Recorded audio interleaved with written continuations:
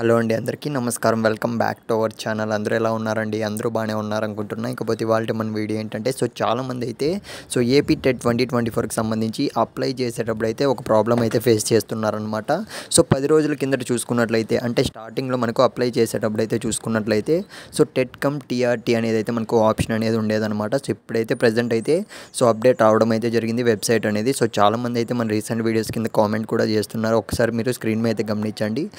TET previous details మనకు TET come TRT అనే option అనేది ఎనేబుల్లో లేదు అని అయితే చాలామంది అయితే అంటే సబ్మిట్ చేయడంలో అయితే విఫలమవుతున్నారు. అందులో మీరు ఏమాత్రం టెన్షన్ అయితే పడకండి. మనకు రీసెంట్గానే వెబ్సైట్ అనేది అప్డేట్ చేయడం అయితే జరిగిందనమాట.